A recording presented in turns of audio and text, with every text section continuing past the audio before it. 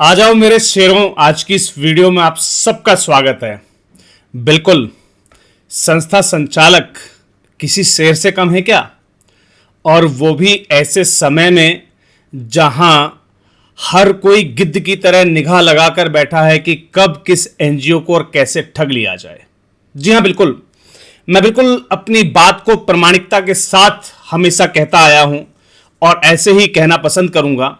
तो अंत तक बने रहिए मेरे साथ इस वीडियो में, जहां मैं आपको बताऊंगा कि कैसे ये गिद्ध रूपी कंसल्टेंट आपको परमानेंट एटीजी एप्लीकेशन के नाम पर ठगने के लिए बैठे हुए हैं। और जिन साथियों ने कहीं से 12वे एटीजी का परमानेंट रजिस्ट्रेशन अगर ले भी लिया है, ठगी का शिकार हो भी चुके हैं, तो उनके लिए भी एक प्यारा सा मैसेज जरूर छोड़ के जाऊंगा इस वीडियो के अंत में, उसको जरूर देख लीजिएगा। तो चलिए चलते हैं उस प्रक्रिया की ओर जो हमें इन कंसल्टेंट्स के माध्यम से हमारे लाखों रुपए ठगवाने के लिए हमें इनके पास भेज देती है। जी हां, मैं बात कर रहा हूं परमानेंट 12वे एटीजी एप्लीकेशन के लिए, जिसके लिए तमाम कंसल्टेंट्स हमारे पास निगाहें लगाए बैठे रहते हैं कि सर आज अप्लाई करवा लीजिए, कल अप्लाई करवा लीजिए, परसों लास्ट डेट है। मैंने तो बहुत सारे कंसल्टेंट्स को देखा है ग्रुप्स के अंदर। मैं हालांकि चुप रहता हूं, शांत रहता हूं, क्योंकि मुझे बड़ा आनंद आता है देखते हुए कि कैसे हमारी सामाजिक संस्थाएं मूर्ख बन रही हैं। अजीब सा मैसेज डालेंगे, इनकम टैक्स की रेड होने वाली है, ऐसा कर लीजिए, 31 तारीख लास्ट है, इसके बाद पेनल्टी लग जाएगी, उसके बाद पेनल्टी लग जाएगी। अरे यार, ये डरा कर जो कमाना है ना, ये कला कहीं और यूज कीजिए प्लीज। संस्थाओं को बख्श दीजिए। संस्थाओं को डराकर आप जो इनके पास से पैसा निकाल रहे हैं ना, ये किसी गरीब का पैसा है जो किसी दानी सज्जन ने किसी गरीब की भलाई के लिए उनको दिया हुआ है, ना कि आप जैसे गिद्धों को खिलाने के लिए। जी हां, 12वे एटीजी एप्लीकेशन के लिए मैंने तमाम नोट्स देखे। काफ़ी सारी संस्थाओं ने हमें कांटेक्ट किया कि सर हमें जो है 1.5 लाख देने पड़ रहे हैं, या 50,000 हमारा कंसल्टेंट मांग रहा है, मुंबई में ये रेट चल रहा है, यूपी में ये रेट चल रहा है, उत्तर बिहार में ये रेट चल रहा है।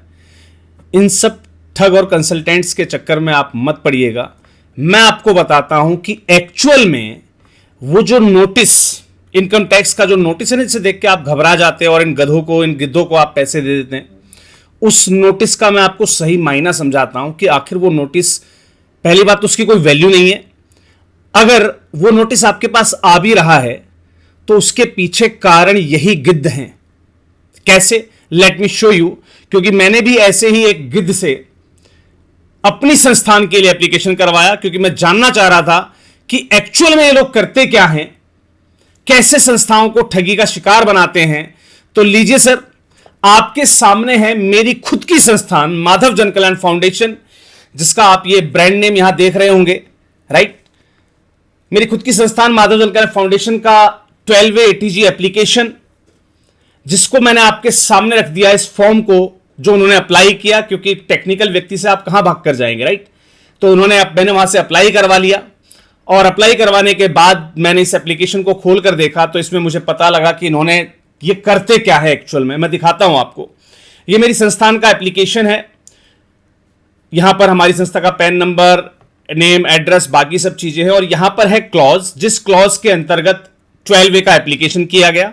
ध्यान दीजिएगा। नेचर ऑफ एक्टिविटी चैरिटेबल है मेरी, राइट।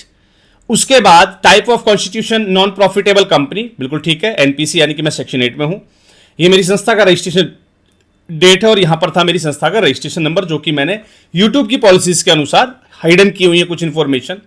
अब ध्यान दीजिएगा, objects of the applicant, applicant का ऑब्जेक्ट जो है उसके अंदर पहला ही कॉलम जो टैग कर दिया वो है रिलीजियस, धार्मिक।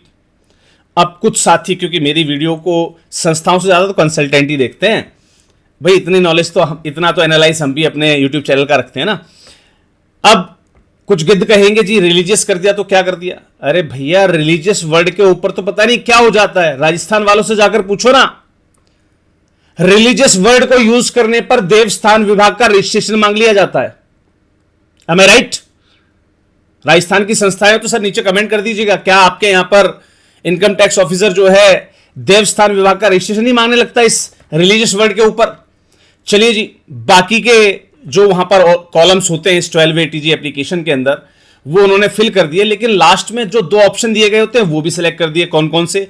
Preservation of the monuments and place of objects of आर्टिक्स एंड हिस्टोरिकल इंटरेस्ट। ये जो पुरातत्व की जो चीजें होती हैं इनका प्रिजर्वेशन, यार मेरे ख्याल से आज के समय में देखा जाए तो देश भर में मुश्किल से मुश्किल बामुश्किल 2 से 3% संस्थाएं पूरे देश में जो पुरातत्व वाले चीजों पर काम करती होंगी। कम से कम एप्लीकेंट से पूछ लिया करें कि उसकी संस्था किस किस परिक्षेत्र में काम करती है। Advancement of any other object of general public ability. चलिए जी, बढ़ते हैं आगे की तरफ। देखिएगा, मैं आपको दिखा रहा हूं कि इन्होंने किस तरीके से ये हमारी एप्लीकेशंस को खराब करते हैं। अब देखिएगा, हमें यहां पर पूछा हुआ कि क्या आपकी संस्था दर्पण पोर्टल पर या FCRA में रजिस्टर्ड है। अरे भाई, इसको नो करने की क्या आवश्यकता थी? दर्पण के बिना तो कोई संस्था चलती नहीं है। एटलीस्ट आप यहां दर्पण की डिटेल डालें जिससे कि हमारे जो मेंबर्स हैं, यानी कि जो हमारे रजिस्टर्ड कार्यकारिणी हैं, उसकी डिटेल तक पहुंच जाए। इनको नोटिस में वो एडिशनल पॉइंट ना जोड़ना पड़े। पहली बात तो नोटिस की जरूरत ही नहीं पड़ती अगर ये फॉर्म सही भरा गया होता तो। इसके बाद the application for registration made by applicant in past, क्या पास्ट में कोई एप्लीकेशन रिजेक्ट हुई है? ठीक है, नो कर दिया जी। क्या सेक्शन 21 के अंतर्गत आपको क्लेम चाहिए? नो कर दिया, कोई दिक्कत नहीं जी। आगे बढ़ते हैं। यहां पर हमसे पूछा गया है भाई, आपके जो ऑथर्स हैं, फाउंडर्स हैं या सेटलर्स हैं, ट्रस्टीज हैं आपके, या मेंबर ऑफ सोसाइटी हैं, मेंबर ऑफ गवर्निंग बॉडी हैं, उनकी आप डिटेल भर दीजिए। उनकी आप डिटेल भर दीजिए। अब साहब ने क्या किया, यहां पर सिर्फ मेरी डिटेल फिल कर दी है। अरे यार चलो ठीक है, मैं अकेला एक सेक्शन 8 वाला हूं, मेरी एप्लीकेशन की फाइल है। सेक्शन 8 में भी 2 डायरेक्टर होते हैं ना? हाँ जी, मुझे जवाब देते जाइएगा वीडियो में, क्या सेक्शन 8 में 2 डायरेक्टर नहीं होते हैं क्या? एक की जानकारी भर दी, बाकी जाए भाड़ में। तो भैया नोटिस के अंदर वो तो कहेंगे ना अपनी कार्यकारिणी की लिस्ट लेकर आओ। आप समझे मेरी बात को? एक व्यक्ति की डिटेल भर दी, जबकि ट्रस्ट है 5-7 सदस्य होते हैं, सोसाइटी है 5 मेंबर्स होते हैं, सबकी डिटेल फिल की जानी चाहिए, राइट? तो ये जो गिद्ध है ना, ये इस प्रकार से आपकी एप्लीकेशन को खराब करते हैं। और मैं दिखाऊंगा, आपको दिखाऊंगा इस एप्लीकेशन का जो रिजल्ट रहेगा ना, वो भी मैं आपको दिखाऊंगा। उसके बाद कुछ डिटेल पूछी जाती है कि क्या आपकी संस्थान कोई यूनिवर्सिटी, स्कूल, कॉलेज चला रही है क्या? उसकी डिटेल अगर किसी संस्था पर एलिजिबल होती है कंडीशन तो वो फिल की जाती है। चलिए जी, मेरी पर एप्लीकेबल नहीं थी। कोई प्रॉपर्टी हेल्ड करते हैं क्या आप संस्था के नाम पर?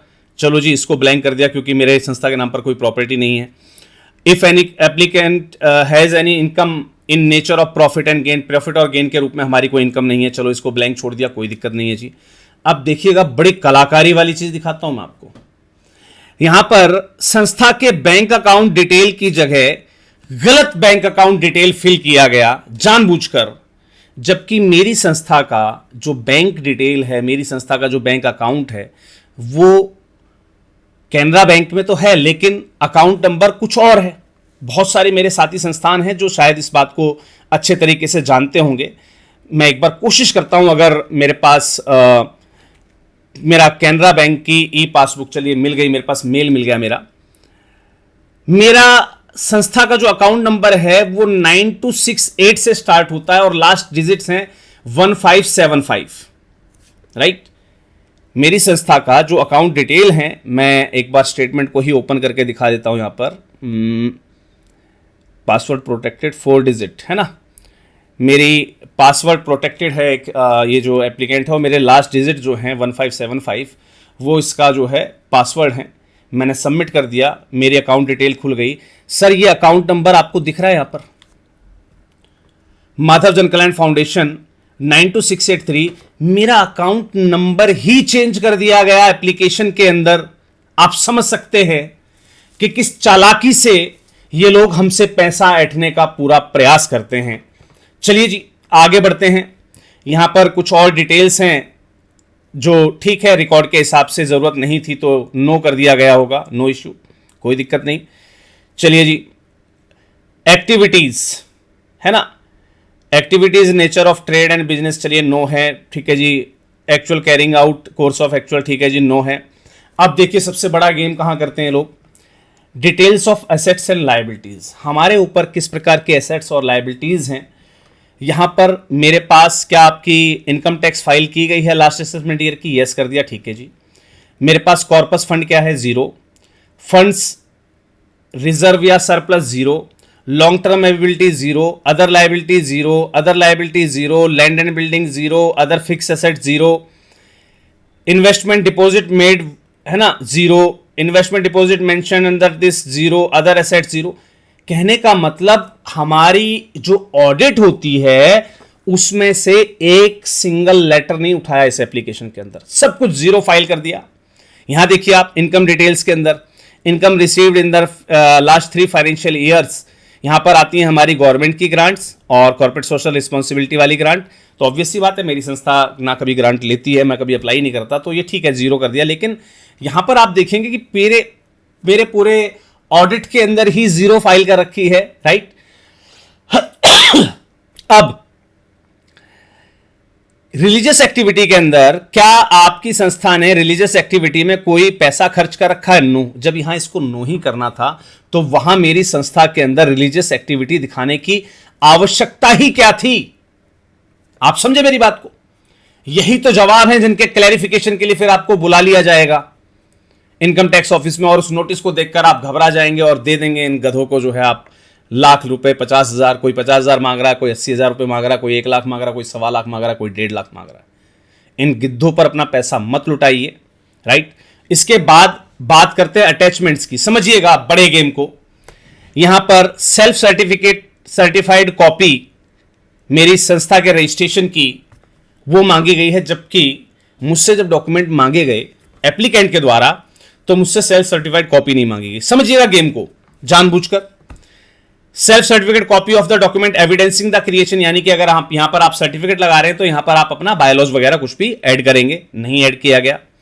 इसके बाद self certified copy of the registration of the registrar of the companies, है ना। यहां पर इन्होंने इंस्ट्रूमेंट क्रिएटिंग के अंदर जो है शायद पेन लगा दिया होगा, क्योंकि मुझसे पेन मांगा गया था केवल, राइट। और यहां पर लगा दिया होगा सर्टिफिकेट, लेकिन यहां पर आप देखेंगे दोनों जगह ही सर्टिफिकेट अटैच कर दिया गया, जबकि यहां पर कुछ और प्रूफ देना होता है। Self certified copy of the registration यहां पर मांगा गया है, तो यहां पर हम रजिस्ट्रेशन लगाएंगे, और यहां पर जो मांगेगी हमसे कॉपी इंस्ट्रूमेंट क्रिएटिंग की, वहां लगाते हैं हम अपना MOA, राइट। चलिए जी, self certified copy of the registration of foreign contribution, चलिए FCRA नहीं था, लेकिन हमारे पास पिछला प्रोविजनल 12A ATG तो था ना भाई, एग्जिस्टिंग ऑर्डर था ना हमारे पास। Self certified copy of the existing order of granting registration under section 12A and 12AA और 12AB और ATG, यानी कि हमें अपने प्रोविजनल जो 12A ATG था उसकी यहां पर सेल्फ सर्टिफाइड कॉपी देनी थी, वो नहीं अटैच की गई। इसके बाद सेल्फ सर्टिफाइड कॉपीज मांगी गई थी एनुअल रिपोर्ट, ऑडिट रिपोर्ट की, right, annual accounts of the trust, right. तो यहां पर एनुअल अकाउंट्स आपसे मांगे गए थे, हमारे जो है ऑडिट रिपोर्ट्स यहां पर जो है अटैच कर दी गई, राइट। तो ये कमियां जानबूझकर परफॉर्म की जाती हैं, जिससे कि आपकी एप्लीकेशन या तो रिजेक्ट हो या फिर उस पर रिजेक्शन डायरेक्टली नहीं आएगा, नोटिफिकेशन आएगा आपके पास, right. Self certified copy of the order of the rejection, अभी हमारा कोई रिजेक्शन नहीं था, ठीक है जी। During the year financial year registration self made certificate copies of the annual account of the trust relating to the previous years, यहाँ पर हमारे जो एनुअल अकाउंट्स वगैरह थे वो हमें जो है अटैच करने थे।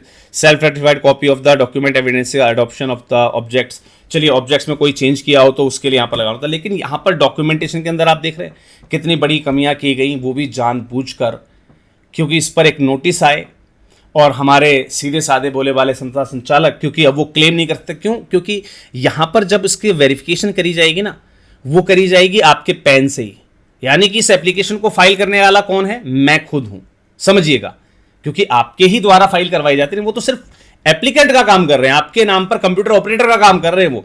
इसमें DSC भी आपका लगता है, अगर DSC वेरीफाई करते हैं, अगर जो है आधार OTP से वेरीफाई करते हैं तो आपका ही आधार जाता है, यानी कि आप कहीं से कहीं तक क्लेम नहीं कर सकते कि इस फॉर्म को मेरे CA ने फाइल किया जानबूझकर गलत, राइट। तो ये मैंने अभी रिसेंट फाइलिंग करवाई थी, तो ये देखा आपने मेरा एप्लीकेशन जो की है 12A के लिए, और ऐसा ही एक एप्लीकेशन मैं आपको और दिखाता हूं, एटीजी वाला भी। चलिए जी, एटीजी में भी आप देखेंगे सेम गलतियां हर जगह परफॉर्म जानबूझकर की हुई हैं। मैं जानता हूं क्योंकि मुझे एक बार आजमाना था कि आखिर ये दावपेच लगाते क्या है। तो वो दावपेच मुझे जानने थे कि किस दावपेच से लोग संस्थाओं से 50,000 लाख रुपए ठगते हैं। तो वही गलतियां यहां पर की गई। यहां पर इवन देन सेक्शन कोड जो था एटीजी का वही गलत ऑप्ट कर दिया गया जानबूझकर, क्योंकि एटीजी मेन हो जाता है, राइट। उसके बाद रजिस्ट्रेशन नंबर मैंने यहां पर हाइड किया और रिलीजियस एक्टिविटी यहां भी टैग कर रखी है, मॉन्यूमेंट्स वाली एक्टिविटी यहां भी टैग कर रखी है। यहां पर मेरे दर्पण की डिटेल ना मांगी गई, ना मुझसे पूछकर अटैच की गई, जबकि सबको पता है। इवन देन आप कहेंगे जी आपने नहीं दी होगी। अरे यार, सीए को इतना तो पता होना चाहिए ना, बिना दर्पण के रजिस्ट्रेशन होता ही नहीं संस्था का, है ना। बिना दर्पण के तो रजिस्ट्रेशन होता ही नहीं है संस्था का। तो वो अटैच नहीं किया गया, नो टैग कर दिया गया इसको जानबूझकर, क्योंकि हमसे फिर जो हमारे पास नोटिस आएगा उसमें हमसे मांगा जाएगा भाई अपने मेंबर्स की लिस्ट लेकर आइए। क्यों लेकर आइए? क्योंकि आपने अगर दर्पण दिया होता तो वहां से मेंबर की लिस्ट ऑटोमेटिकली एक्सट्रैक्ट हो जाती, राइट। यहां पर सिर्फ एक बंदे का, यानी कि पूरी गवर्नमेंट बॉडी जो होती है हमारी, है ना, उसके सिर्फ एक मेंबर का नाम यहां पर इंडिकेट किया गया, बाकी किसी का इंडिकेट नहीं किया गया। सेम वही गलतियां, वही बैंक अकाउंट, गलत जानबूझ के गलत अकाउंट नंबर यहां पर फाइल किया गया with wrong IFSC code also. यहां पर आईएफएससी कोड भी रॉन्ग है, जबकि मेरे बैंक का आईएफएससी कोड CNRB 000019268 है, राइट। तो वो जानबूझकर गलत फाइल किए गए ये सब चीजें, जिससे कि, और ये मेरी ऑडिट्स की रिपोर्ट तो मैंने आपको बताया कि सब कुछ 00 फाइल करके दिखाया गया कि भैया ऑडिट के अंदर या हमारी एनुअल रिपोर्ट के अंदर कोई काम नहीं हुआ। अब आप कहेंगे कि सर ये गलत फाइल कर दी इन्होंने। अब देखिए यहां पर सर्टिफिकेट लगा दिया, सेल्फ पेन भी लगाना था हमें यहाँ पर, और बायोलॉजी भी लगाना था। मेंबर्स की लिस्ट मांगी जाती है, मेंबर्स की लिस्ट देनी थी, नहीं दी गई है। 12 एटीजी का जो पुराना आपकी जो परमिशन होती हैं उसकी डिटेल दी जाती है, वो नहीं दी गई हैं। यहाँ पर रिजेक्शन वाला मांगा गया, चलिए रिजेक्शन तो हमारा नहीं हुआ अभी तक, ठीक है जी।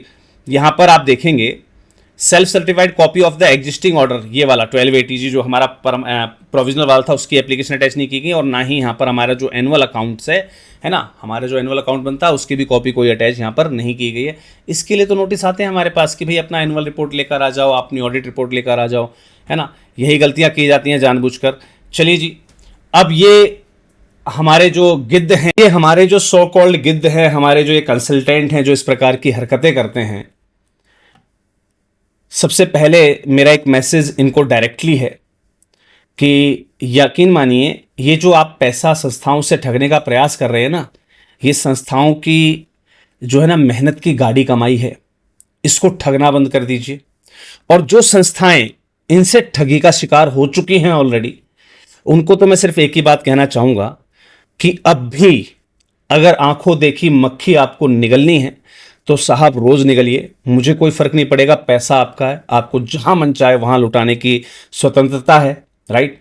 लेकिन जिनको अब अकल आ गई हो कि ये कंसल्टेंट क्यों जानबूझकर ऐसी गलतियां करते हैं, क्यों हमें नोटिस का सामना करना पड़ता है, और क्यों नोटिस का डर दिखाकर ये लोग हमसे कहते हैं, फिर बाद में पता है क्या कहते हैं, अगर आप इनसे गलती से कहेंगे सर मैं चला जाऊं नोटिस पे जवाब देने के लिए, ठीक है तुम चले जाओ, फिर तुम्हारी जिम्मेवारी है पास हुआ है नहीं हुआ। तो अगर आपने भी ऐसा जवाब सुन रखा किसी के मुंह से तो मुझे कमेंट जरूर कीजिएगा। और जिस कंसल्टेंट ने आपसे इस टाइप से पैसे लिए हैं, अगर आपको लगता है कि अब आपको अकल आ जानी चाहिए तो प्लीज इनका बहिष्कार करना स्टार्ट करें, यानी कि इनसे कोई भी काम कराना बंद कर दें। काट की हांडी एक बार चढ़ेगी ना, एक बार आप उनके पास शिकार बन गए, लेकिन आगे उनसे एक चवन्नी का काम कराना बंद कर दीजिए। ये मेरी हिदायत है, ये मेरी रिक्वेस्ट है पर्सनल आप लोगों से, जिनको अकल लग गई हो।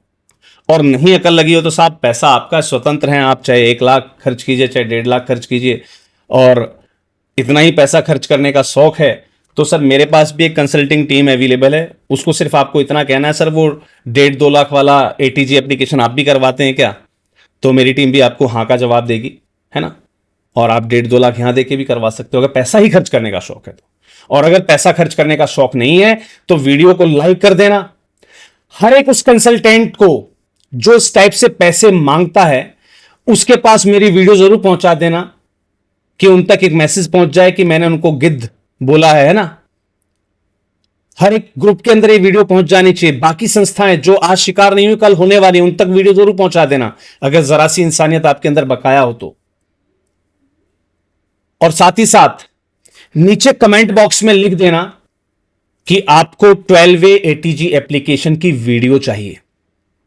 मैं आपको परमानेंट एप्लीकेशन लाइव करके दिखाऊंगा विदाउट एनी करेक्शन, जिसमें कोई गलती की गुंजाइश ना छोड़ी हो। लाइव करके दिखाऊंगा जिससे कि आप अपने 12वे और ATG की परमानेंट एप्लीकेशन खुद से कर सकें। इन गधों के पास जाने की आपको आवश्यकता ही ना पड़े। तो चलिए जी, मैं वेट करूंगा आपके कमेंट का। और जिन गिद्धों ने मेरी वीडियो सुन ली है, बुरा तो जरूर लगा होगा क्योंकि मैंने गिद्धों भी कहा है, गधों भी कहा है ना। तो सर बस आप मुस्कुरा ही सकते हैं और मैं भी हाथ जोड़ के आपसे ही कह सकता हूं सॉरी आज के लिए। पर मैटर बहुत जरूरी था सर शेयर करना, ये संस्थाओं के हक की बात है। तो मैं सॉरी कहूंगा, आप मुस्कुराते रहिए। Thank you. चलिए मिलते हैं अगले किसी और वीडियो में नई किसी जानकारी के साथ। तब तक के लिए सभी को जय हिंद, जय भारत, धन्यवाद।